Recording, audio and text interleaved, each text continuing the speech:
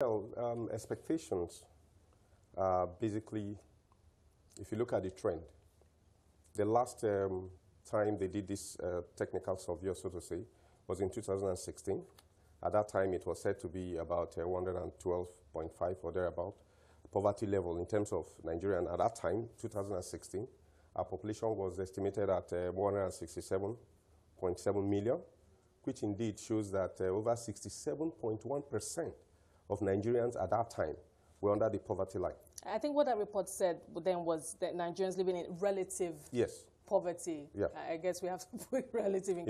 Yes, often than not, people always say relative poverty. Okay, what is relativity?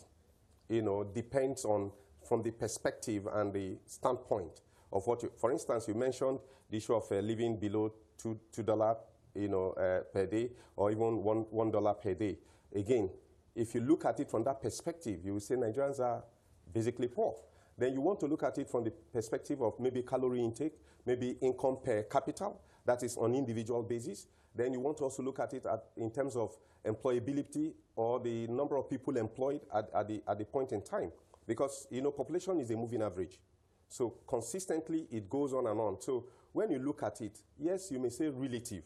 Relative to maybe the per capita income, relative to maybe world-class estimation of living below maybe $1 or $2. So when you look at that, you will say, what is the average per capita income of Nigerians? Then if you look at that from that basis, you can clearly say that Nigerians, over 60% of Nigerians are living below poverty line. Now, in terms of relativity, how does it apply? The application is therefore looked at a different perspective.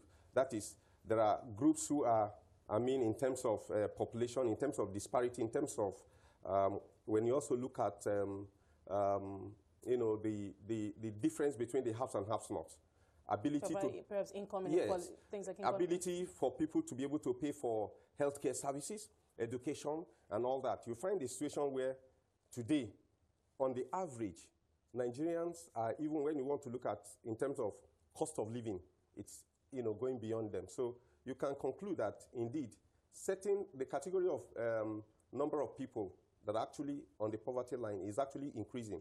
Now, if you look at it, that is what you would expect to see when the numbers come out. Definitely. So you will be surprised. It's given. Okay. It's given. You know why? There's a paradox between the economic growth. Yes, we can say that Nigerian economic, if you look at certain indicators, it's been moving from 2016, the last time they do that and all that. You say, oh, even the World Bank say Nigerian economy will be growing at 3% and all that. Yes, it might be growing.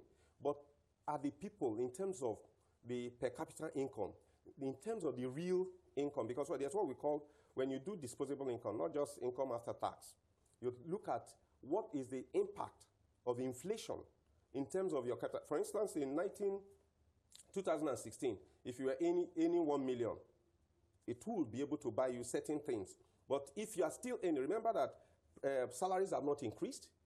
We recall that. So all of that adjusted to inflation changes. Recently, the labor market, the labor union, they are clamoring for increase in and all that.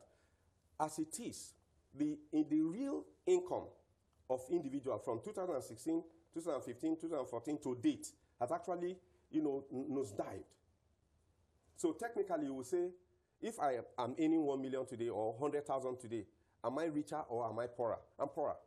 So technically, there's going to be the preponderance of an increase in the element of the variables that are used to compute poverty line or poverty measurement. Therefore, I expect that if you look at that growth, if you look at from 2016 to 2018, it said we are about 180 million estimated. It means that Nigeria has grown from that point about 13 million Nigerians grown, which implies that there's additional 8% growth. I thought, in terms of, national population growth, I thought we were somewhere around 2.8%. Obviously ahead of... No, it's a moving average. But when you look at the rate of growth, the rate of growth, for instance, the percentage growth from 2016 to 2018 is about 7.8 or thereabout 8%. So if you also want to look at, if you want to ask me, do you estimate the possibility of a growth, given the fact that, yes, indications are that Nigerians' real income is going, and the impact of real income, the reduction in real income, is to increase your poverty line. once your real income reduces, you're unable to pay for your school fees, you're unable to pay for healthcare, you're unable to pay for certain minimal things, even rent and all that. So I think, and I believe very strongly, without equivocation, the NBC is also working in conjunction with the World Bank.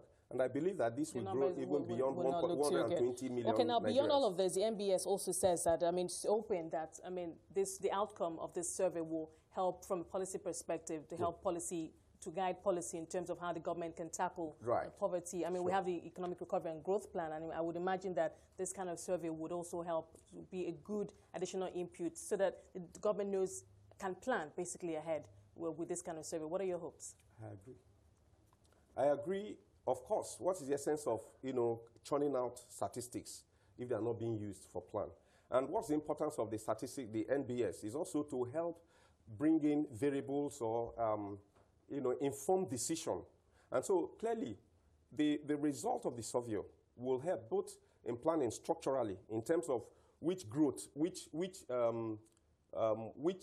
region, for instance, has high level of poverty inclination that the government can, look at what they need to do in terms of reducing the impact. For instance, if we say maybe in the east, in the west, in the north, maybe the poverty line is possibly increasing more. So we do not have any document, any indication of something to just guide us in terms of how those regions are performing when it comes to poverty? No, we do. Okay. Even the... So is it that this one will give us a clearer picture? Because, more recent because data. in measuring poverty is not just we are taking price index today.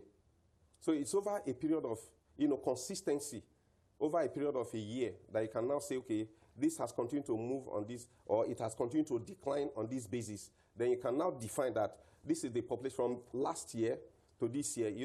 Again, because whether some people say that maybe World Bank figures or data are basically, the only, reliable data is from our own local end. Yes, I agree. Some might argue that, yes. But you cannot throw it away because it gives you a basis upon which, these are standard and world, they have a parameter. And in fact, let me also tell you that whether you want to believe and look at your own locality the way it applies to you, you must have a referral to the World Bank standard measurement, which applies to, the whole world. I mean, countries across the world, really. So sincerely, I think that there's a growth, and the impact is it will help government, indeed, to look at what policies do we now use